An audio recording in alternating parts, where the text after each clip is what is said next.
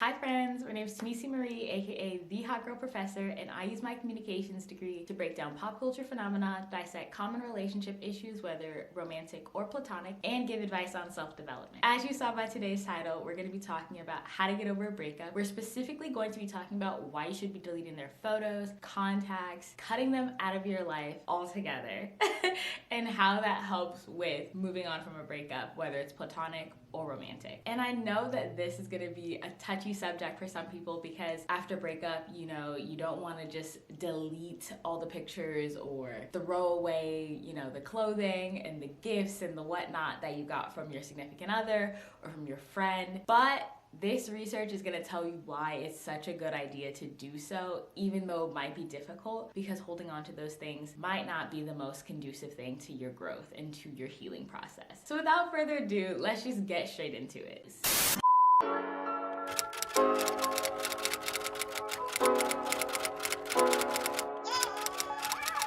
As you know, the articles and the essays that I read to help ground my research and help ground my knowledge will be linked below. The main article that I'll be focusing on today was actually written by my professor, so shout out Brody. I hope I do a great job of relaying the information that you and all the other scholars have compiled together. So fingers crossed you like this video and I do it justice. So again, this video is going to be about platonic and romantic breakups, so you can apply this to whatever situation you want. So when people end relationships, people tend to remember what they want and they choose to forget what they want in order to move on and in order to prep for new relationships. This process is now complicated by the digital age that we live in. So being able to have access to things like pictures, text messages, videos, voice memos. So if we live back in a world where we only had face-to-face communication and we had to send letters to each other, breaking up would be much easier. You just wouldn't see that person anymore and you wouldn't write them letters. But having all of these virtual possessions, which the article calls text messages, pictures, videos, etc., complicate a breakup. So my professor,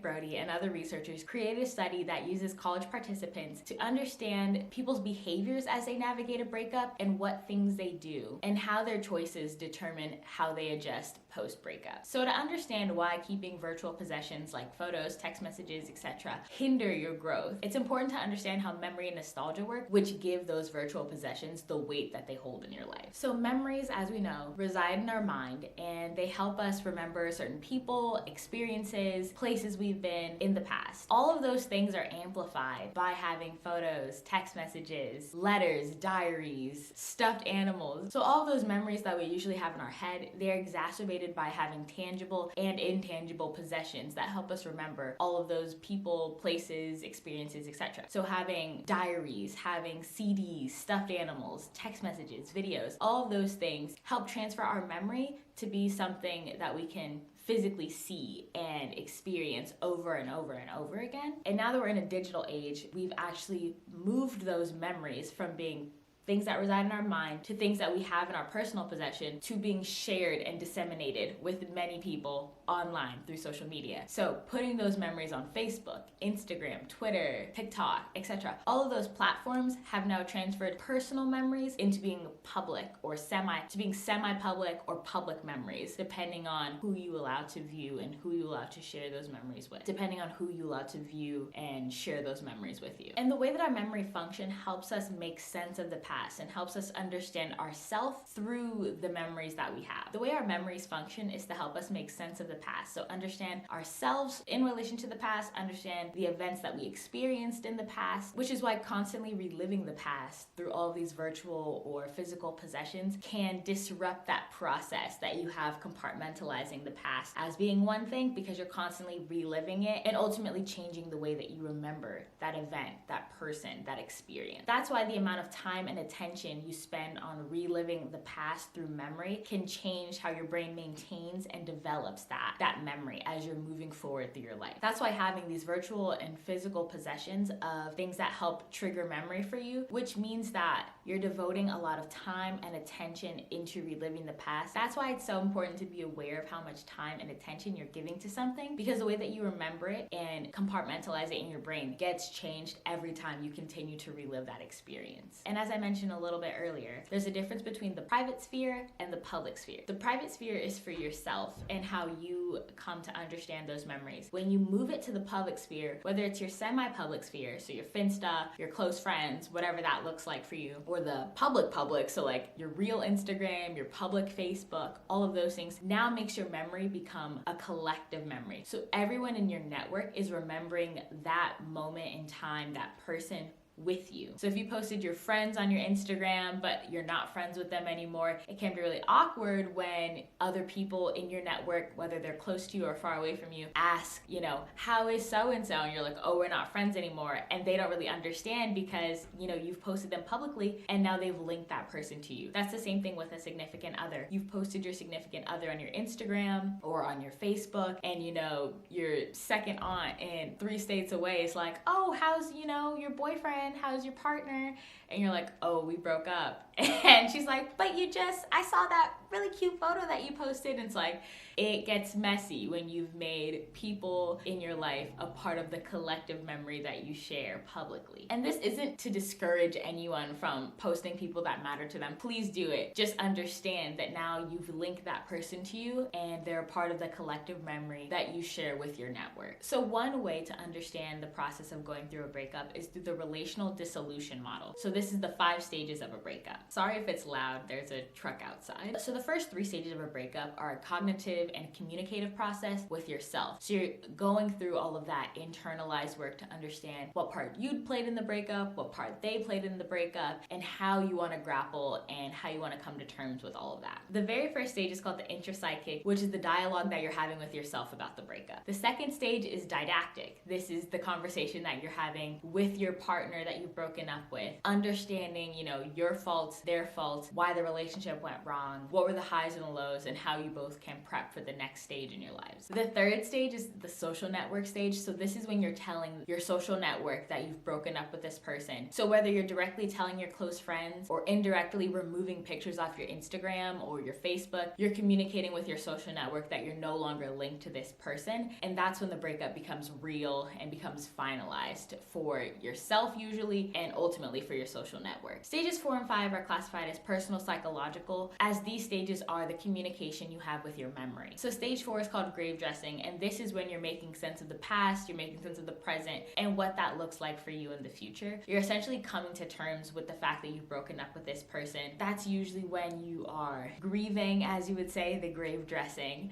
and you're really going through the motions. That's when people have their bucket of ice cream sitting in front of a movie, they're in the big hoodie, they have their friends, you know, coming over and cheering them up. That's usually what that stage looks like. Stage 5 is called resurrection. That's when you finally accept that the relationship is over and you're able to reconceptualize what that relationship looked like for you. So instead of being like, that was the love of my life and like my world is over and shattered, you're like, I've learned lessons from that relationship. I've learned more about myself, and in the future, this is where I'm going to blah, blah, blah. So you're essentially becoming a new version of yourself as you're resurrecting, you know, coming up from that stage of grief, potentially denial. You're actually able to accept what's happened, and you're looking towards the future with a new sense of assurance in yourself and a new sense of assurance in the memories that you have. They might not be sad memories anymore instead of tolerable memories. And you always look back on that time with that person as a good time. Essentially, thank you next. It's giving very much thank you next, Ariana Grande. One thing that's important to note with stages 4 and 5 is something called relationship curation, which is the idea that going through a breakup is similar to losing someone to death or disappearance and kidnapping, like they're a missing person. You are losing a person essentially for the rest of your life. That breakup is a severing of a tie that you have with someone. So it's important to note that you don't have to trivialize, or don't let anyone trivialize a breakup that you're going through, because it all hurts just like in the same vein. Not saying it is exactly the same thing, but psychologically and emotionally, it can all feel like the same type of grief, the same type of denial that you go through, which is why stage 5, the resurrection stage, looks very similar to people who are coping with grief as you are coping with a breakup, because you have to understand yourself in a new way in a life without this person. So those processes are also similar. This is just a disclaimer that not everyone experiences all 5 stages, and not everyone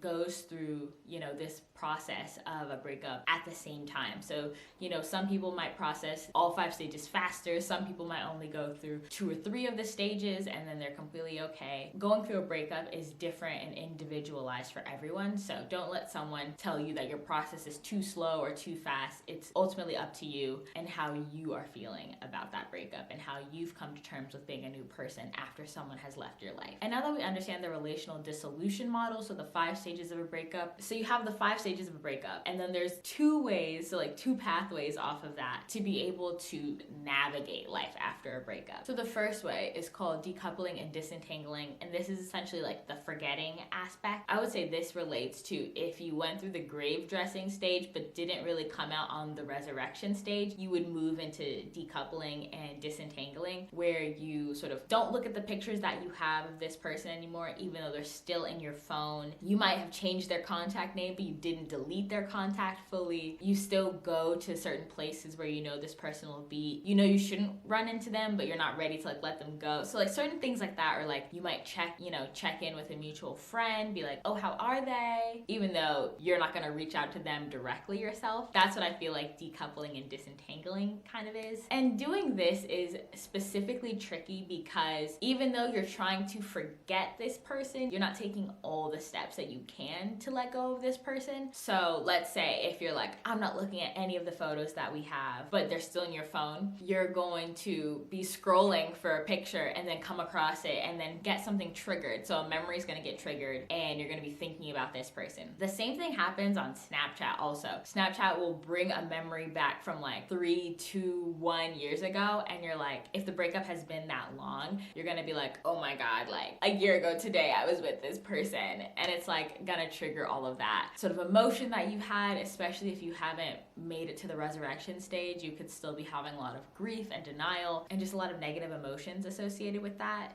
you haven't fully worked through, so you'll be triggered. So going through the decoupling and disentangling isn't the best way to move through a breakup, in my opinion, even though I've done it.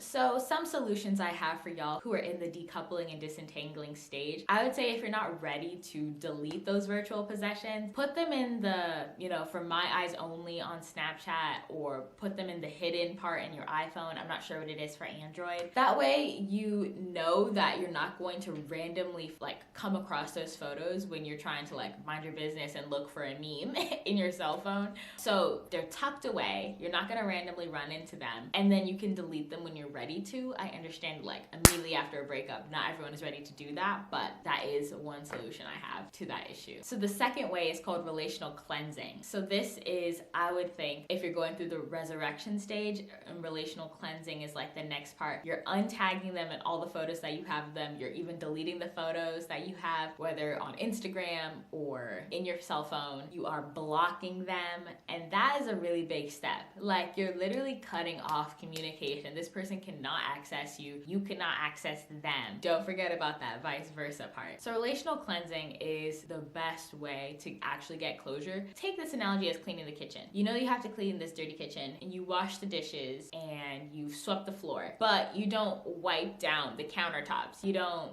mop the floor if it's like super dirty. It's like you do some of the stuff, but you don't do all of the stuff. So you're like, the kitchen is kind of clean, like it's clean enough. No, you have to clean the whole kitchen. You have to wipe down the countertops. So that's the same thing. So that's essentially what relational cleansing is. It's a complete wipe down, complete removal of this person from your life, so you're able to move on to the next stage of your life without this person, without having that one bit of dirt, that one crumb, which is like some Snapchat memory picture that's gonna send you into a relapse and circle back down this whole spiral of your life with this person. And relational cleansing, again, is so important because of something called the fading effect bias. So our memory is biased. Over time, you're going to remember more of the positive memories and experiences that you've had with this person, rather than remembering all the negative things that have happened in that relationship with the person. So you're going to forget, the red flags. You're going to forget how they gaslit you. You're going to forget, how they didn't support you well enough when you were going through a tough time. And you're going to be like, oh, but like they made me feel so good, or like they always got me the nicest gifts, or like they were so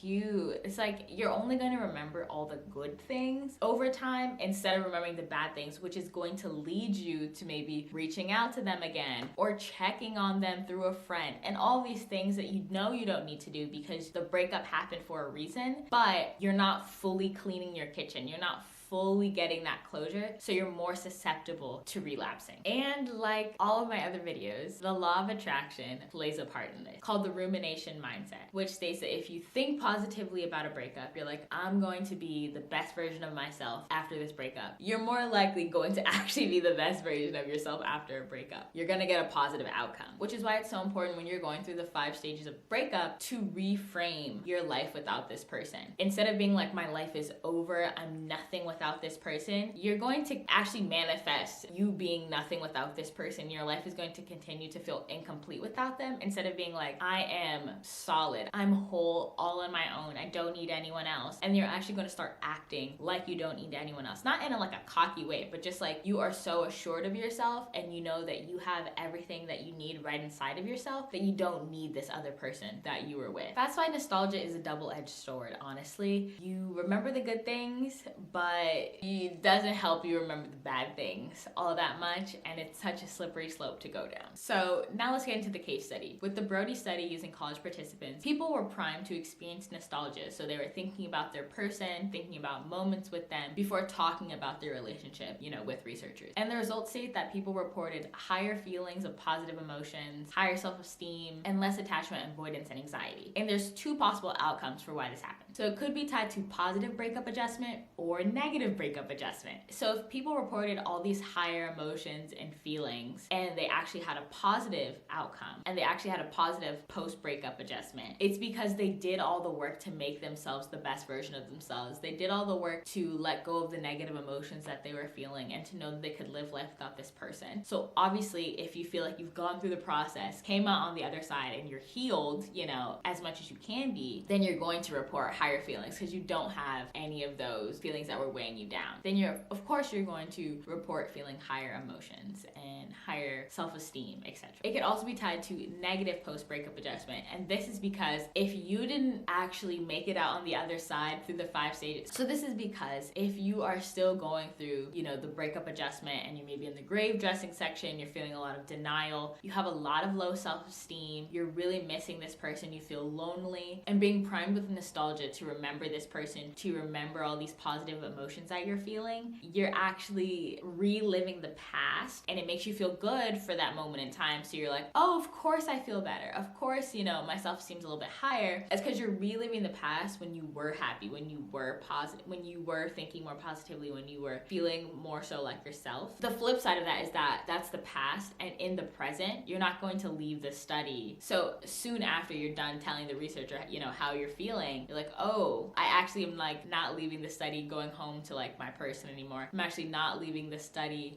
feeling so confident, so assured of myself. You're living in the past, which is a moment in time that you can no longer get back, which is why I say nostalgia is more of a double-edged sword. So is that nostalgia as a concept doesn't independently predict whether or not people are going to have a positive or a negative adjustment to the breakup, but it is positively related to people keeping more virtual possessions, which in turn makes them have a lower rate of post-breakup adjustment because they're keeping all these things that are making them relive the past. And the results of this study ultimately show that the more virtual possessions that you keep and the longer you keep them hinders how you manage your emotions and your capacity for growth post-breakup. In another study by Cushing and other researchers, they have come to the conclusion that people keep virtual possessions to create boundaries in order to make sense of what they want to maintain in their memory moving forward. So essentially, they think that there's a link between the self and the digital possession. So essentially, they have concluded that people view virtual possessions as an extension of themselves, which is why the people are not as inclined to delete virtual possessions immediately after a breakup. And some of the reasons that they've concluded are because virtual possessions are actual evidence of who you are as a person. So if there's a picture of you hugging your significant other, it shows that you're someone who's caring and compassionate, for example. It represents your identity. And some of the reasons are because it represents represents your identity, and it's actual evidence of who you claim to be. So if you say that you're a compassionate and spontaneous person, you're gonna be like, this picture of me hugging my significant other shows that I'm compassionate, and this picture of us on a road trip shows that I'm spontaneous. So it's like actual evidence of who you say you are, which is why you're not as inclined to delete those pictures. Even with this study, the results show that keeping virtual possessions still hinders people's ability to move on, still makes people struggle with the breakup. So even if you view it as an extension of yourself and evidence of who you are as, an individual, it's still not going to be, the pros are not outweighing the cons of deleting that virtual possession.